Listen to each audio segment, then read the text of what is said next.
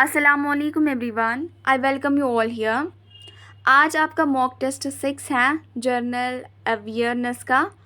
Mock test को start करने से पहले अगर आप चैनल पर नए हैं तो आप इसे ज़रूर सब्सक्राइब करें, बाकियों के साथ शेयर करें ताकि सबको फ़ायदा मिले। बेल आइकन को हिट करें ताकि आपको सारी वीडियोस की नोटिफिकेशन मिले। हमारे मॉक टेस्ट्स, हमारी वीडियोस आपको अच्छे लगे तो आप ज़रूर इन्हें लाइक करें। और अगर आपको हमारे पीडीएफ चाहिए आप हमारा टेलीग्राम चैनल ज्वाइन कर सकते हैं, नीचे लिंक डिस्क्रिप्शन में है, या आप डायरेक्टली अपना टेलीग्राम खोलें, वहाँ सर्च में आप JKICOM दें, ICOM आपको लिखना है। ये पब्लिक चैनल है, आपको दिख जाएगा, वहाँ से भी आप इसे डायरेक्टली ज्वाइन कर सकते हैं। तो आप आज भी आपका एक मॉक टेस्ट है, 6th मॉक टेस्ट है। आपको क्या करना है, जो भी आपका स्कोर आएगा, आपका स्कोर एटलीस्ट 15 होना चाहिए। अगर उससे ज़्यादा हुआ बहुत अच्छी बात है, उससे कम हुआ घबराने की बात नहीं है, हार्ड वर्क की ज़रूरत है, आप भी टॉप रैंक पे आ सकते हैं। तो जितना भी आपका स्कोर आएगा आप ऑनेस्टली अपना स्कोर कमेंट्स में बोलेंगे कि आपने कितना इसमें से स्कोर किया है, क्वेश्चंस की नंबरिंग करके हैं, हम उन्हें ज़रूर देखेंगे और आपको हमारी तरफ से एक लाइक भी मिलेगा। तो देखते हैं जो हमारा 5वां मॉक टेस्ट है जनरल अवेयरनेस में, उसमें किन किन बच्चों ने फर्स्ट, सेकंड, थर्ड पोजीशन ली है। देखें, फर्स्ट रैंक पे आई है अजरा और सईद इकबाल अवन राजपूत। इन्होंने 19 आउट ऑफ 20 लिए हैं, ये फर्स्ट रैंक पे आए हैं, बहुत अच्छी बात है। सेकेंड रैंक पे आए हैं अल्ताफ़ पसवाल और सुहेल अहमद, इन्होंने 18 लिए हैं आउट ऑफ 20। थर्ड रैंक पे आए हैं अक्षय कुमार उबैद अब्दुल्ला, इन्होंने थर्ड रैंक ली है, इन्होंने ली है 17 आउट ऑफ 20 मार्क्स। बाकी सब बच्चों ने भी अच्छा स्कोर किया है, थोड़ा हार्डवर्क की ज़रूरत है, बाकी कोई बात नहीं। और एक बात, ये आज का 6th मॉक टेस्ट है, आप पिछले मॉक टेस्ट को ज़रूर अटैम्प्ट करें। अगर आपने नहीं किए हैं वो आपके लिए बहुत हेल्पफुल होंगे। हम आपके लिए वही मॉक टेस्ट बनाते हैं जो आपके लिए बहुत हेल्पफुल हो, जो JK की लेवल की ओर हो, तो आप उन्हें ज़रूर अटेम्प्ट करें, अपना स्कोर हमें बोलें। मॉक टेस्ट प्ले लिस्ट में सारे डाल के हैं, और अगर आपको VLW में रीजनिंग पढ़नी है उसका भी आपको प्ले लिस्ट मिलेगा, उससे आपको बहुत हेल्प मिलेगी। बच्चों का बहुत पॉजिटिव रिस्पॉन्स आया कि मैम हमें बहुत अच्छे से समझ आ रहा है, तो आपको भी फ़ायदा होगा। अगर आपने नहीं देखे हैं आप ज़रूर उन्हें देखें। चलिए हम अपना मॉक टेस्ट शुरू कर रहे हैं। This is first question on your screen. आप काउंटिंग लगाएंगे आपसे कितने ठीक हो रहे हैं।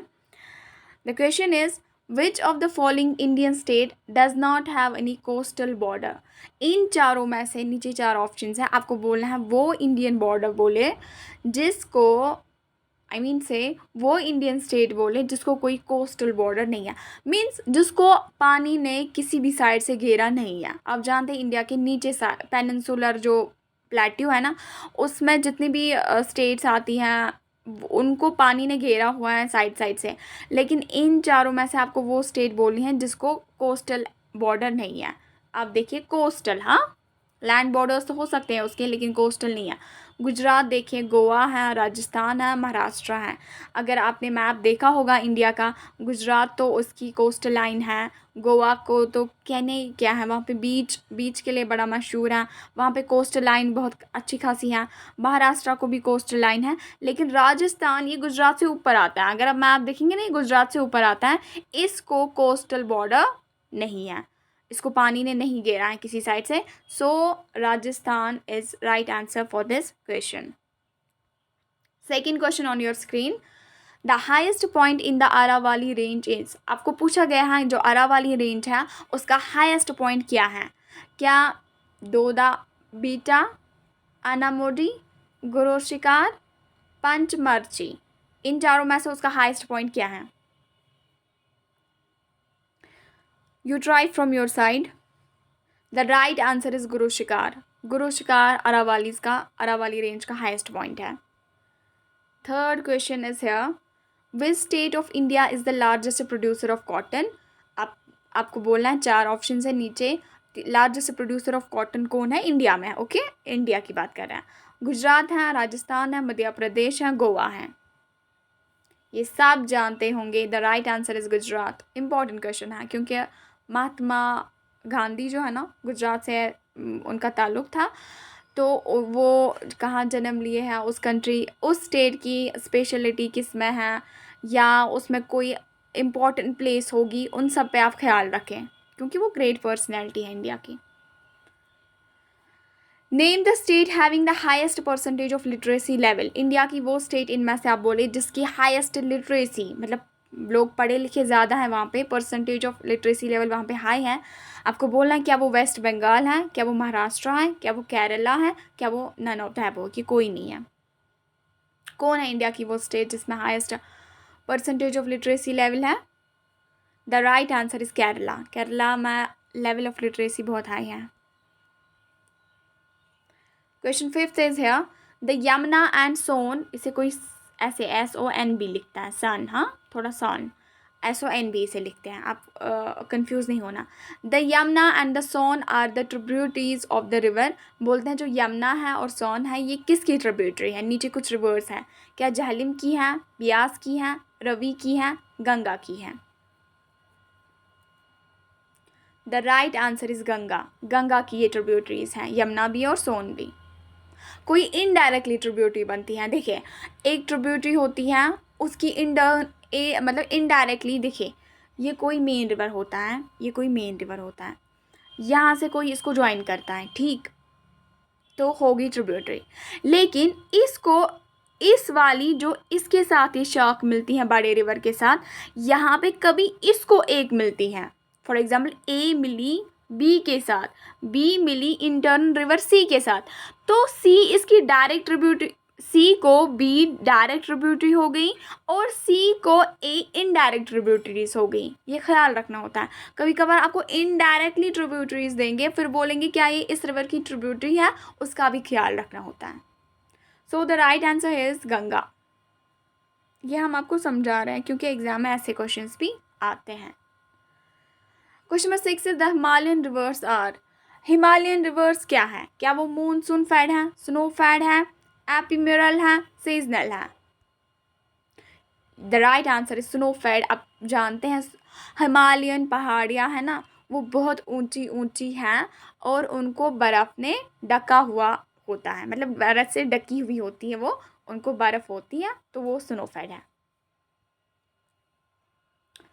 Question 7 is here, the city located on the Yamuna river is. वो सिटी बोले जो यमुना रिवर पे लोकेटेड है, क्या वाराणसी है, लखनऊ है, पटना है, आगरा है? The right answer is Agra. ये भी बहुत इंपॉर्टेंट क्वेश्चन है। आप जानते हैं आगरा कितना फेमस है इंडिया में? This is very important question, you keep this thing in your mind. Agra is the right answer for this question. Question 8 is, which of the following is the traditional theatre of Jammu and Kashmir. Jammu Kashmir का traditional theatre कौन है? मार्च है, जतरा है, bond पत्थर है, स्वांग है? You try from your side. The right answer is Band Pathar. Band Pathar is the right answer.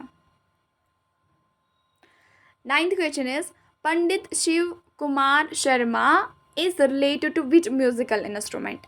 जो पंडित शिव कुमार शर्मा जी हैं ये किस म्यूज़िकल इंस्ट्रूमेंट के लिए मशहूर हैं, किससे एसोसिएटेड हैं? Sarangi, tabla, santoor, flute? The right answer is santoor. Santoor, tabla, ये JNK में ना बहुत टॉप पे हैं, इन पे आप कंसंट्रेट करेंगे। तबला खासकर क्योंकि ये एकेडमिक्स में भी कोई इस विंग में जाना चाहिए ना, एडिशनल सब्जेक्ट्स में, तबला, संतूर, ये सब कुछ स्टूडेंट्स इनके लिए ऑप्ट करते हैं। सो ये this things you keep in mind. इसके लिए कौन मशहूर पर्सनैलिटी है? असल में बच्चे आजकल एकेडमिक्स में भी ये सब्जेक्ट्स ले रहे हैं, किसी को जिसको शौक होगा, सारे नहीं। The famous Lucknow Pact of 1916 was signed between, आपको बोलना फेमस लखनऊ पैक्ट जो हुआ 1916 का, 1916 इज हिट पॉइंट है, वॉज साइनर बिटवीन, ये किसके बिटवीन साइन हुआ, किन पर्सनैलिटीज़ के बिटवीन ये साइन हुआ? Was that Mahatma Gandhi and Aga Khan? ये हैं पहली ऑप्शन आपके पास। Second option is Bal Gangadhar Tilak and Mohammad Ali Jinnah. Third option is Mahatma Gandhi and Muhammad Ali Jinnah. Fourth option is Bal Gangadhar Tilak and Aga Khan. The right answer is Bal Gangadhar Tilak and Mohammad Ali जिन्ना, इन दोनों के बीच में Lucknow pact 1916 sign हुआ था.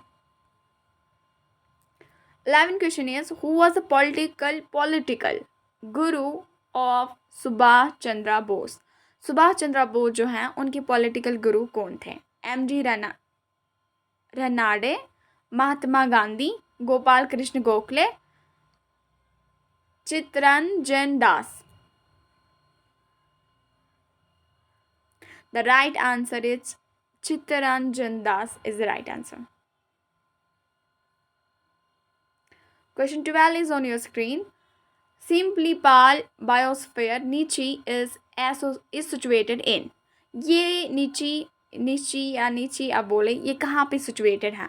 Is it Punjab, Delhi, west Bengal, Odisha? The right answer for this question is Odisha में ये ओडिशा में है. Question 13 is on your screen. Which of the following is the first biosphere reserve of India? India में बहुत सारे बायोस्फीयर रिजर्व्स हैं, लेकिन आपको पूछा गया है फर्स्ट पहला बायोस्फीयर रिजर्व ऑफ इंडिया कौन है? क्या सुंदरबंस है, नीलगिरी है, नंदा देवी है, पंचमारी है? The right answer is Nilgiri. ये भी इम्पोर्टेंट पॉइंट है क्योंकि उनका वहाँ से साउथ का जंक्शन पॉइंट भी बनता है दो घाट्स के बीच में, और यहाँ से फर्स्ट बायोस्फीयर रिजर्व भी है. दिस इज इम्पोर्टेंट क्वेश्चन, इसको आप ख्याल में रखेंगे. सारे इम्पोर्टेंट है, सबको ख्याल में ही रखें. In which state is Vedanthangal bird sanctuary located? ये बर्ड सेंचुरी कहाँ लोकेटेड है? Is it in Kerala, Rajasthan, Tamil Nadu, Jharkhand? चारों में से आपको एक सेलेक्ट करना है. The right answer is Tamil Nadu में ये बर्ड सेंचुरी है. Question 15 is on your screen. The first Muslim president of the Indian National Congress was. पहले मुस्लिम प्रेसिडेंट कौन थे इंडियन नेशनल कांग्रेस के? अब्दुल कलाम आज़ाद थे, रफ़ी अहमद किडवाई थे, बदरुद्दीन तैयबजी थे, हाकिम अजमल खान थे. इन चारों में से कौन थे वो? इम्पॉर्टेंट क्वेश्चन है. Badruddin Tayyabji was the first Muslim president of Indian National Congress, so option 3 goes right. Question number 16 is on your screen. Who said heavy industry is a synonym of development? ये coat किसने दिया है, ये statement किसने बोला अपनी life में कि हैवी इंडस्ट्री जो है वो साइनोनिम है डेवलपमेंट का? मतलब जितनी इंडस्ट्रीज आपकी ज़्यादा बढ़ेंगी उतनी आपकी डेवलपमेंट हो जाएगी. The personalities below given are Jawaharlal Nehru, Sardar Vallabhbhai Patel, professor Mahalanobis, doctor Bhimrao Ambedkar. इन चारों में से ही किसका कोट से हैं? ये मिस्टर जवाहरलाल नेहरू ने कहा है. ओके ये इन्होंने मिस्टर जवाहरलाल नेहरू ने, क्योंकि he was very development oriented, ये बोला था हमें इंडस्ट्रीज़ को बढ़ाना ही चाहिए. 17 is environmental studies aims at developing. देखिए environment, ecology, biodiversity, all this subjects, all this topics you are going through, आप ये पढ़ रहे हैं. आपको क्वेश्चन पूछा गया environmental studies aims at developing, ये क्या मतलब, इसका मकसद क्या है? नीचे ऑप्शन है understanding local environment, environmental issues. हमें अंडरस्टैंड इससे कर पाते हैं लोकल एनवायरनमेंट और इसके इश्यूज़ भी. Understanding global environment, global level पे भी हम समझते हैं, और एनवायरमेंटल इश्यूज़, इसके रिलेटेड जो भी प्रॉब्लम्स इश्यूज़ होंगे वो भी हम देख लेते हैं. To develop positive attitude towards environment, ये हमें ये भी सिखाता है कि हमें पॉजिटिव एटीट्यूड मीन्स हमें अपनी वे ऑफ लिविंग को चेंज करना चाहिए.